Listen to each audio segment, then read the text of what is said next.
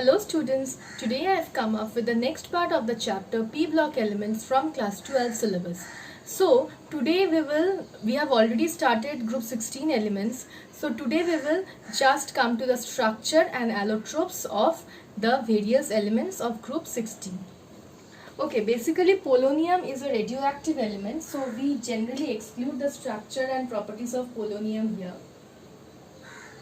Let's start with oxygen.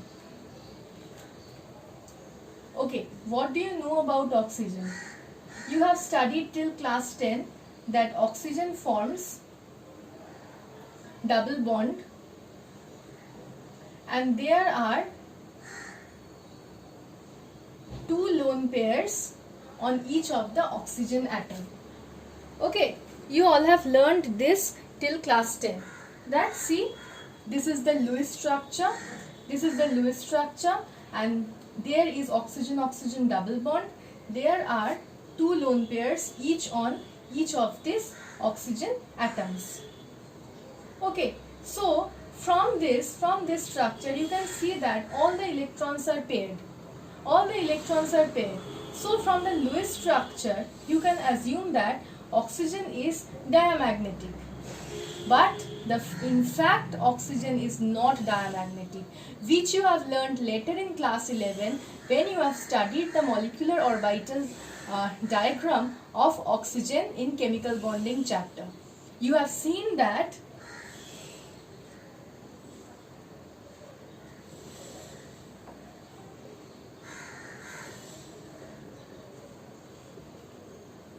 in pi star 2py and pi star 2pz there are 1 electrons each.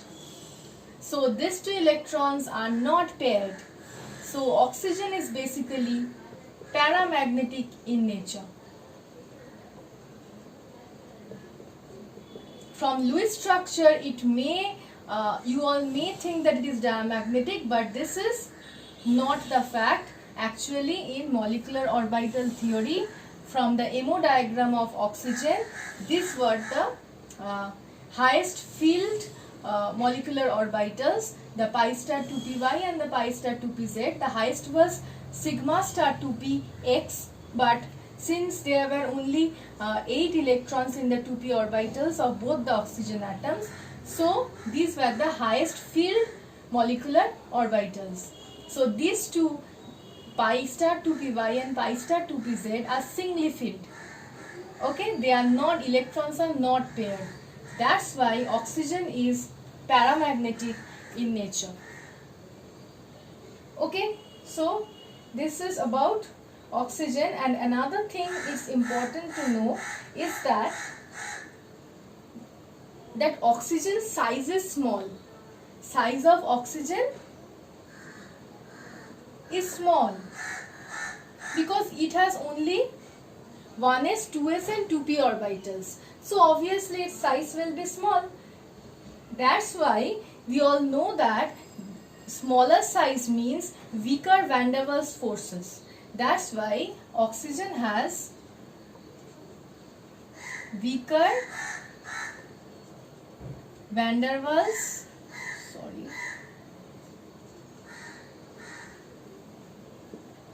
forces.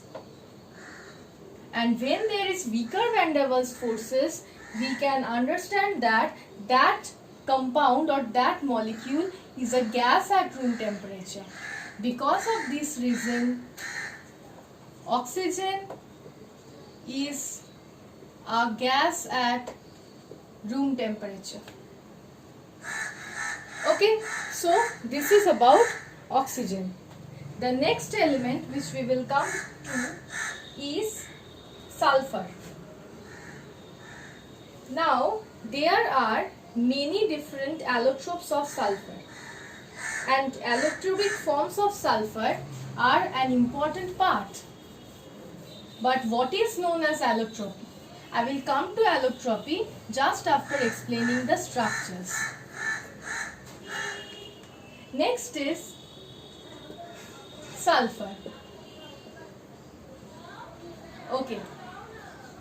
Generally, X-ray diffraction studies are used for determining the structures or visualizing the structures. Now, X-ray studies generally gives the evidence that rhombic sulfur. What is rhombic sulfur? Rhombic sulfur is an allotrope of sulfur. So, rhombic sulfur generally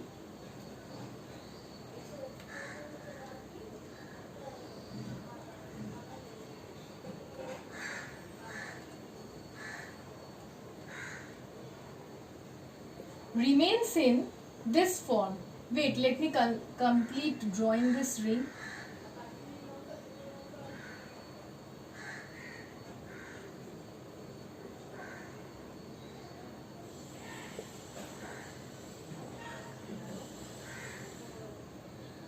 This is known as a puckered ring. This is known as a puckered ring. 8-membered puckered ring. You can see that there are 8 sulfur atoms. 1, 2, 3, 4, 5, 6, 7, 8. So, this is how rhombic sulfur remains. This is the structure of rhombic sulfur. Another sulfur which is known as monoclinic sulfur. Monoclinic sulfur also contains this puckered ring unit. Next sulfur I'll come to. Next structure of sulfur is the plastic sulfur. Plastic sulfur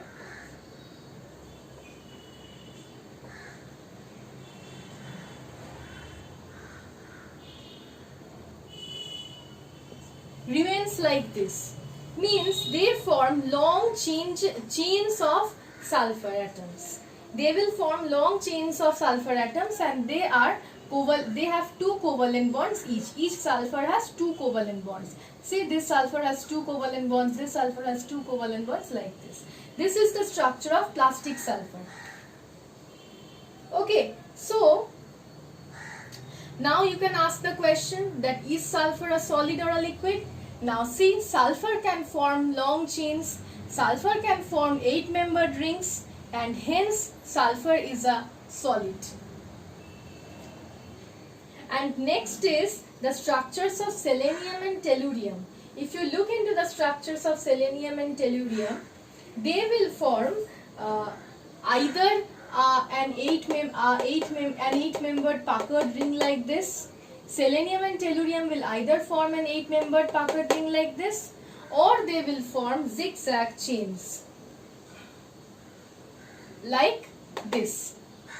The formation of long chains or the tendency to form 8-atom rings is greatest for sulfur, and it decreases as we move from sulfur to selenium, selenium to tellurium. What tendency? The tendency to form 8-membered rings.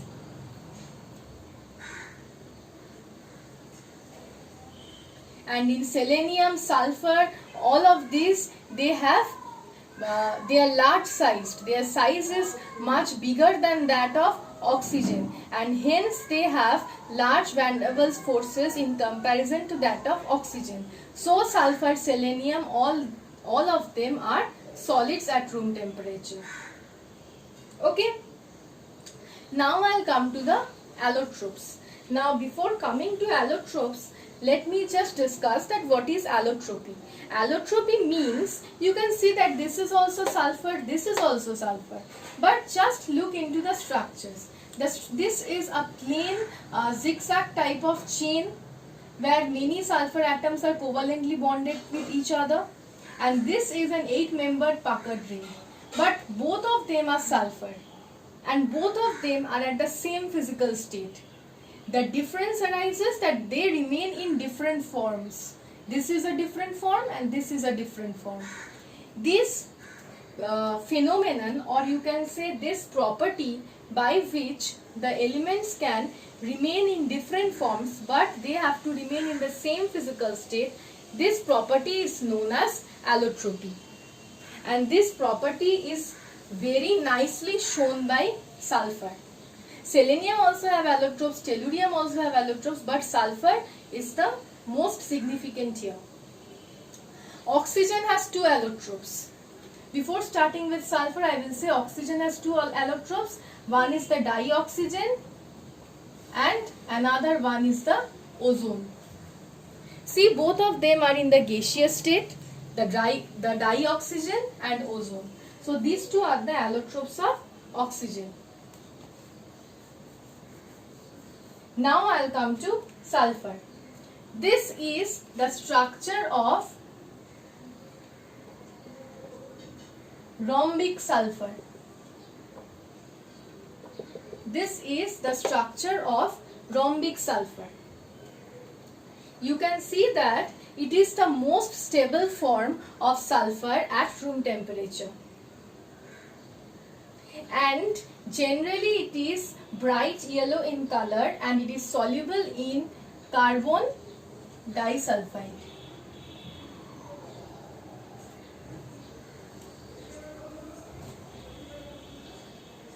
If I will write this clearly, then it is rhombic sulfur is soluble in carbon disulfide. It has an 8-membered Packard ring like this. Now I will come to the next form of sulfur, which is the monoclinic sulfur. Now this monoclinic sulfur is obtained generally from the rhombic sulfur. If rhombic sulfur is heated to 368.6 Kelvin, then if I consider rhombic sulfur as R and monoclinic sulfur as M, then if we heat rhombic sulfur at above 368.6 Kelvin, then rhombic sulfur will convert to monoclinic sulfur, and if we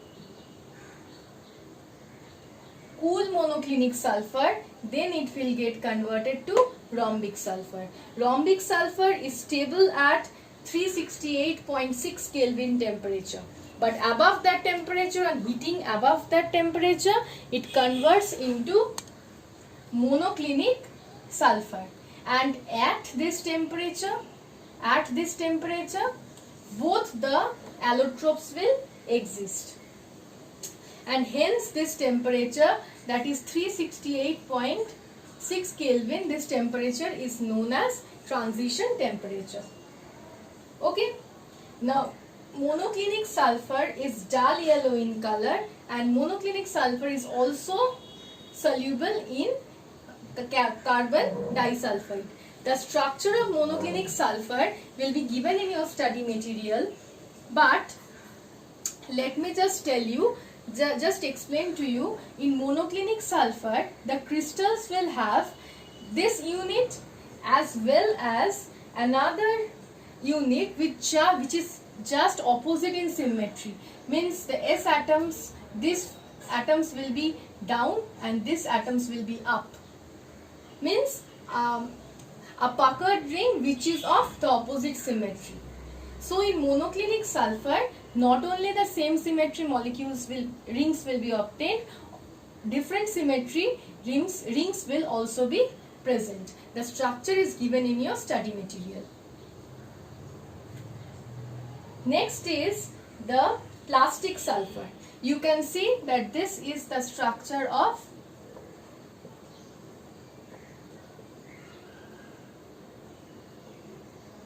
plastic sulfur. This is the structure of plastic sulfur. You can see that sulfur atoms are forming long zigzag chains like this. It has transparent yellow threads. Okay, so these are the 3 allotropes of sulfur. There are more allotropes of sulfur. I am coming to those. Next is the cyclo S6 form.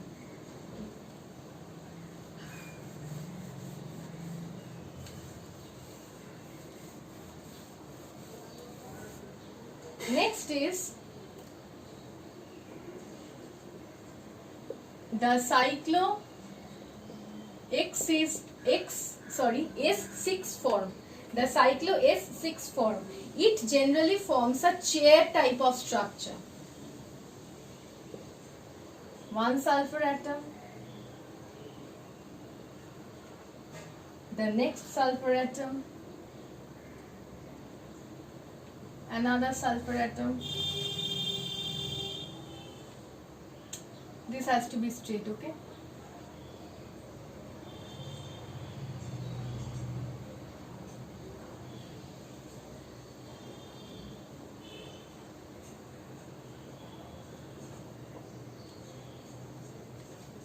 So this is the cyclo S6 form. See, there are 6 sulfur atoms forming a chaired form of ring. The next is known as milk of sulfur and colloidal sulfur. This milk of sulfur and colloidal sulfur are the two other forms of sulfur. These means allotropes of sulfur.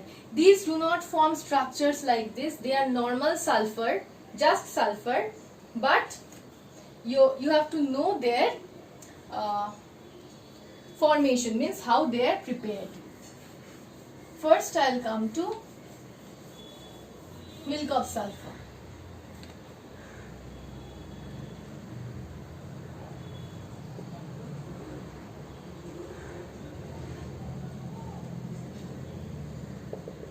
Okay, milk of sulfur. In milk of sulfur, you have to heat sulfur. I'm not writing the balanced reactions. Balanced reactions are provided in your study material. I am just explaining the procedure. Sulfur is heated with milk of lime. When sulfur is heated with milk of lime, not only heated, this has to be boiled. This has to be boiled. Then we will get a pentasulfide, a mixture of a pentasulfide and calcium thiosulfate. Okay, this on boiling we will obtain this and this. Hydrogen peroxide is also obtained, but I am not writing that as product. Then to this mixture, what is added? Concentrated HCl is added. When concentrated HCl is added to this mixture, we will get a precipitate of milk of sulfur. We will get calcium chloride, water and a precipitate of milk of sulfur. Okay, so this is basically a white amorphous solid. And remember that this is not soluble in carbon disulfide. So this is about milk of sulfur. Now I will come to the last allotrope of sulfur, which is colloidal sulfur.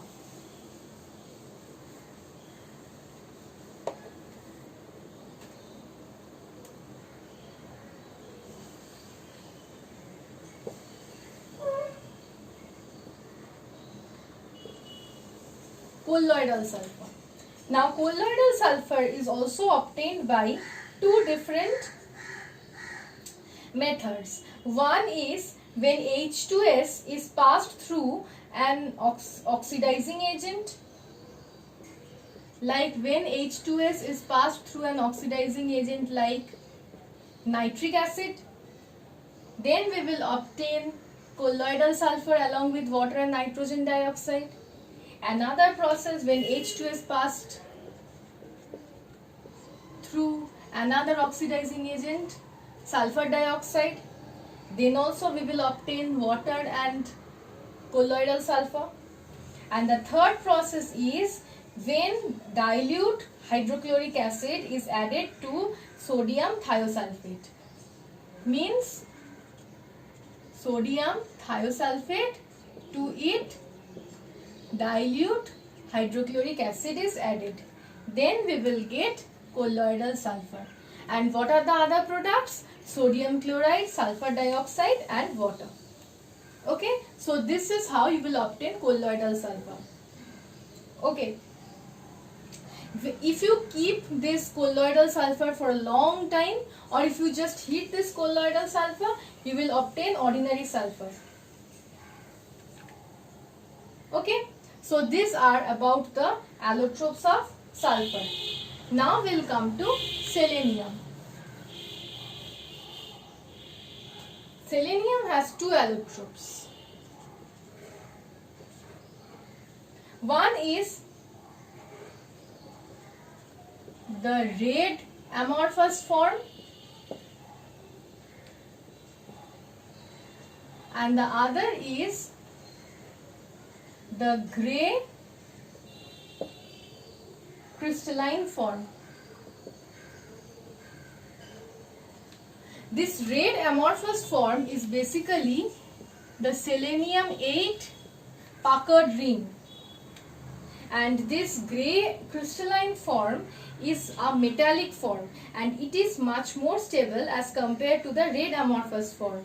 And remember that this is the only allotrope of selenium that will conduct electricity. Next is allotrope of tellurium. Tellurium has two allotropes. One is the metallic form and the other is the non-metallic form. Now this metallic form is much more stable as compared to this non-metallic form. Now we'll come to the allotropes of polonium.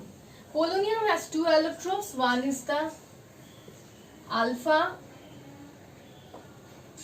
metallic form and the other is the beta metallic form. So these are basically the allotropes of the various group 16 elements. Among these allotropes, most important are the allotropes of sulfur. So in this video we have studied various structures of the group 16 elements and the allotropes of group 16 elements. Allotropes of sulfur is an important part in this video, and why oxygen is paramagnetic, a question can come from this video. Okay, so thank you.